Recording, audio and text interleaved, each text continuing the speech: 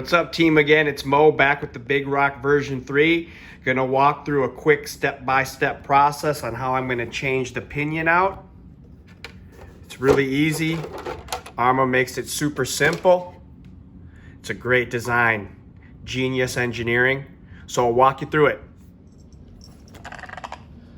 So the first step to get at the pinion, team, is you gotta go on this screw right here, unscrew it.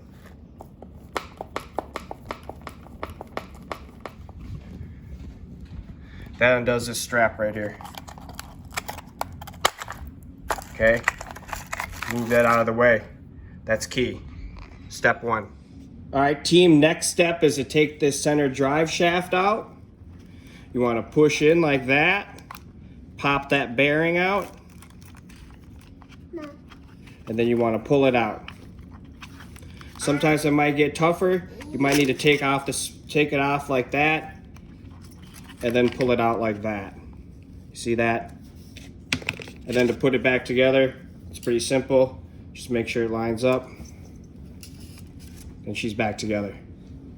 That's how you get that center drive shaft out. Now that you got the center drive shaft out, you're gonna wanna unplug the motor and the fan.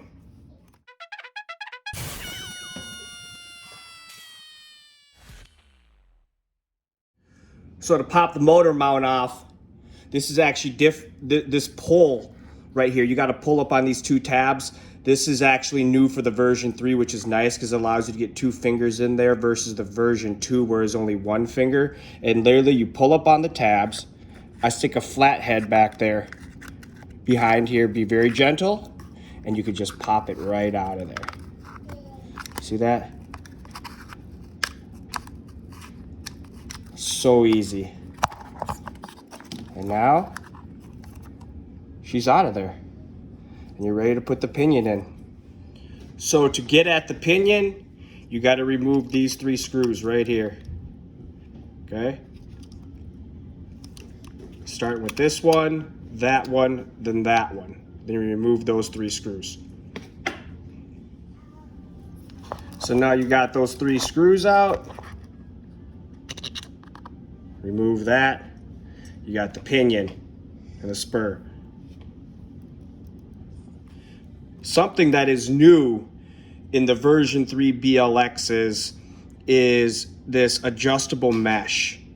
And in the version 2 Big Rock, let's say, there was pre-drilled or preset mesh holes for the 15T, the 20T, and the 26T. You can see here, you actually undo these 2 screws, and it's a slidable, adjustable mesh.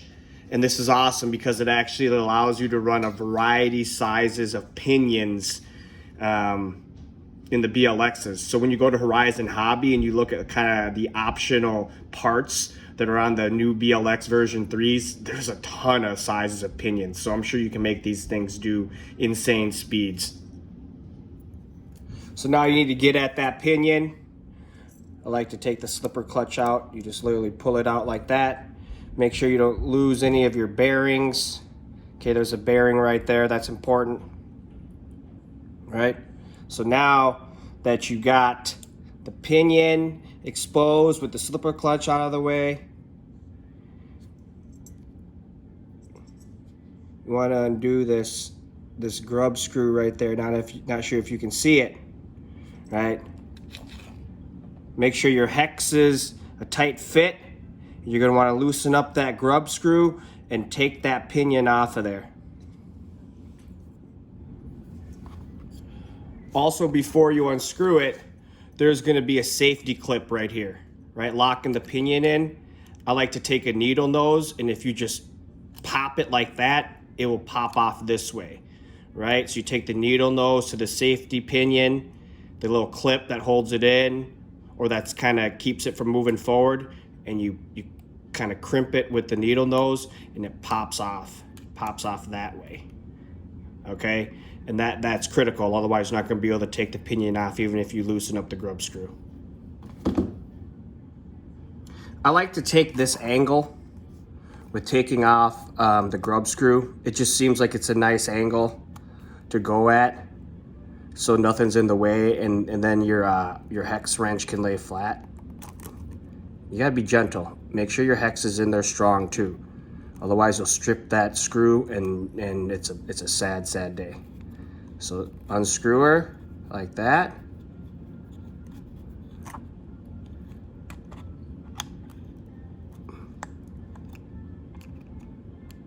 She'll be ready to pop off. If she gets a little tight at the top there, it's okay.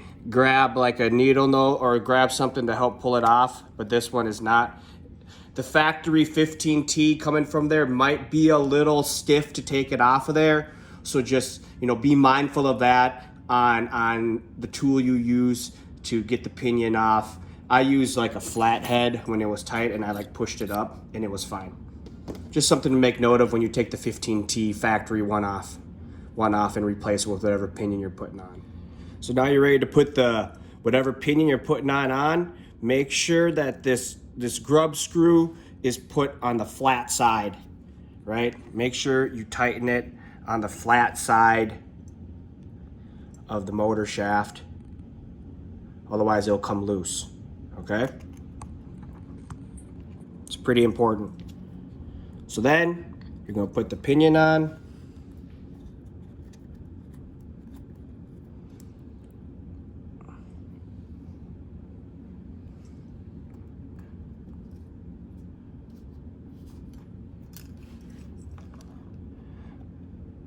Make sure you got it positioned right when the safety clip notch is exposed, so you can get the safety clip back on. That's how you know you're far enough down on the motor mount, okay? Or on the engine shaft for the pinion. Then you start tightening her up.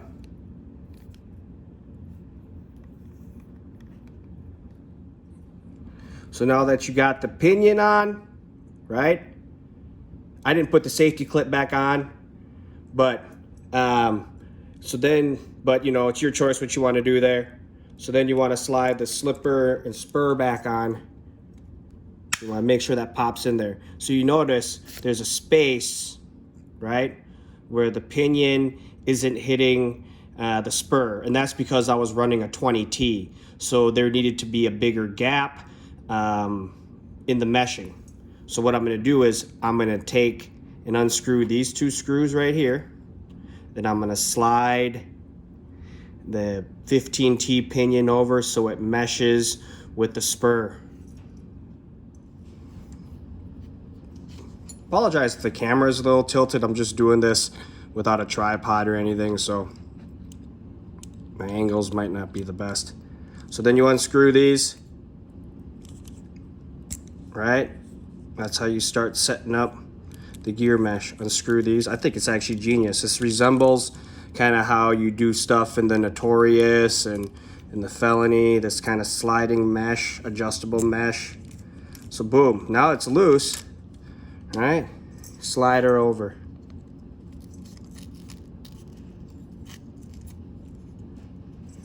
You can even slide her over a little more than this.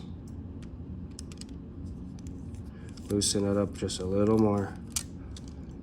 Okay. You see that? It's meshed good. Look where the pinion and the spur are lined up. You kind of want the pinion and the spur's teeth to be even. You don't want it too tight in there either. You don't want too tight of a mesh. You want to have a nice amount of wiggle room. So about like that. Okay? You want a little give in there. Otherwise it's going to be too tight and it's going to grind hard. Okay? And then once you get that set right, you tighten up those two screws and you're ready to put everything back together and slap her back in. So this is kind of the give I have in it. All right, let's give it a little spin. Give it a little wobble. It feels real good. You notice there's a little bit of gap in those teeth, a little bit. It's important. All right, so then what you do, pop that back on.